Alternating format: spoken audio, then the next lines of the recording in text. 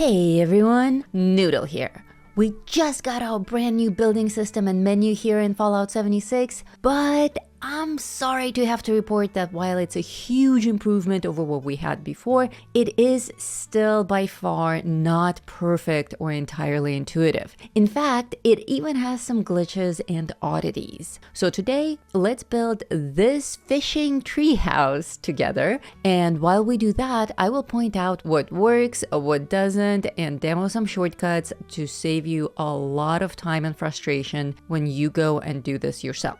I'm over here in the mire, right next to the retreat. I like building immersive camps. First, we need a tree. The great thing about this new system is that even if you don't own a tree, you can build around a pre-existing one. I want to work with this one though. You will find your trees under Decorations, Lawn and Garden, which is different from Outdoors. I know. Like I said, it ain't perfect. Not all these fields are intuitive. Here's the first oddity that I encountered.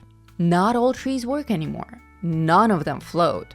That's a big disappointment in my book. In fact, you can't float any plants. But some trees, like these pines, are legit bugged. You can't place them anywhere anymore. Fortunately, my tree of choice still works. Next, we want to start building out floor tiles. These do float, and easily. With the new build menu, you'll need to get used to some new controls. The two major ones being Build and Modify. Switch between them with L3. Build is where you will find your stuff, and Modify is for when you want to move things, scrap them, store them, edit them, etc.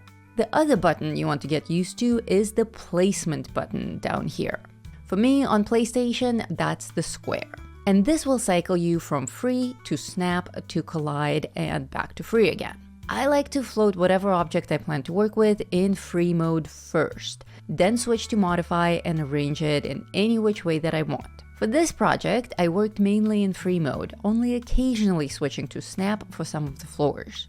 Collide is still a gimmick in my opinion. It's basically useless for my style of building, and if that changes, I will update you guys. The greatest thing about building walls and floors now is that you can create funky shapes. We've all been dreaming of half walls in the vertical direction. Well, now we can have quarter walls, sliver walls, walls of any height imaginable within your building bubble, of course. And this freedom comes from being able to overlap items in free mode. I am thrilled that now I can use all sorts of different textures. I'm actually not bound to the floor category for floors at all.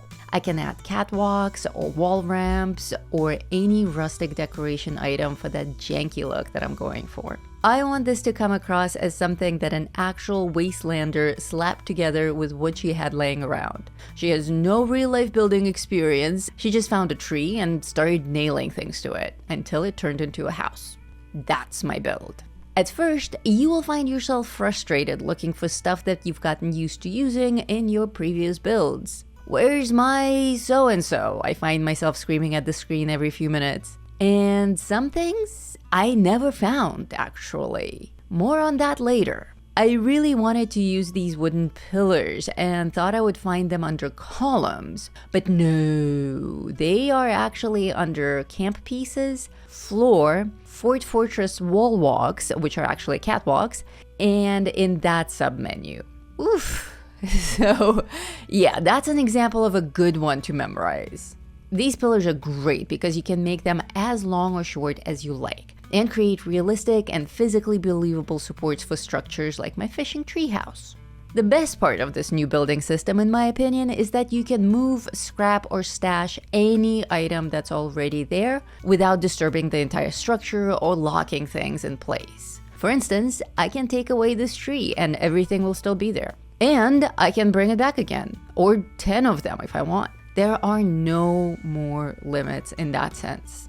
If you guys are interested in seeing the full 2-hour recording of this build so that you can replicate it exactly or put your own twist on it, I put that footage up for our channel members. If you're not already a member, please consider joining. Our base tier is only $2.99 a month, and what you get out of it is way more valuable than what we all get out of Fallout First these days, for like $20 a month.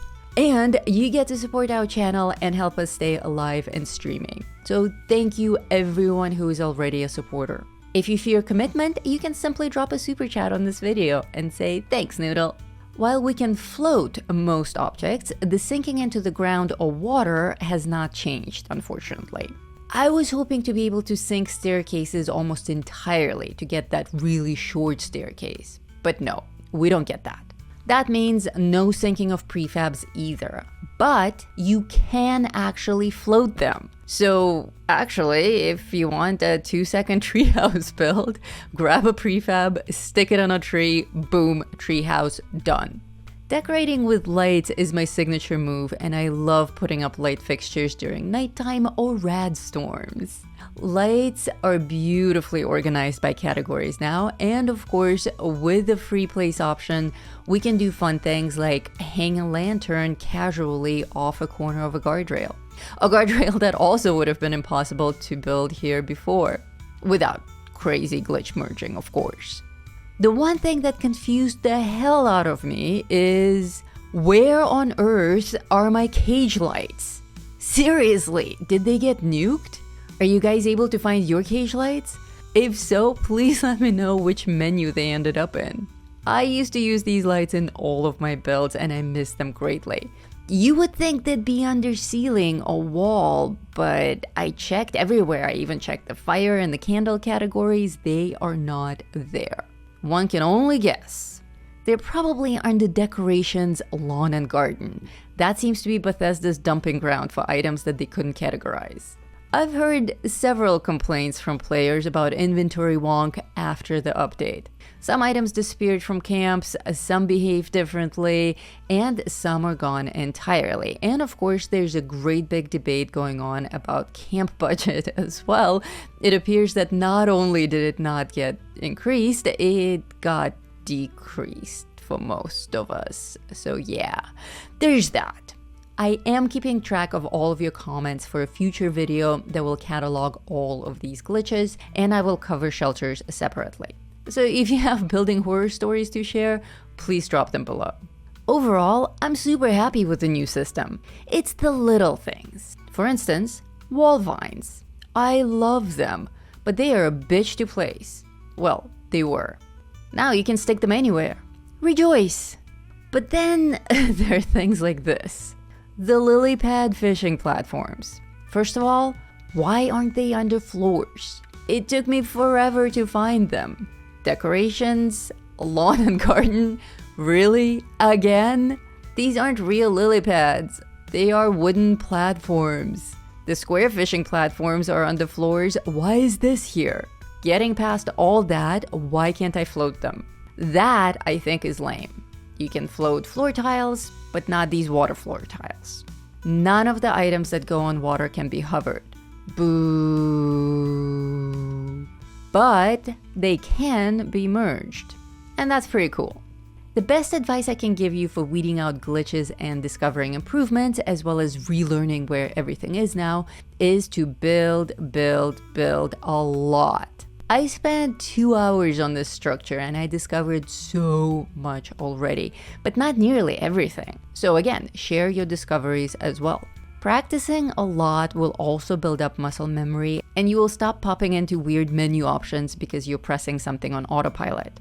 Remember that to exit the build menu, you now need to press and long hold the big center button on your controller. That I actually don't like. I liked being able to quickly pop out of the build menu and not have to wait. I hope they change that back.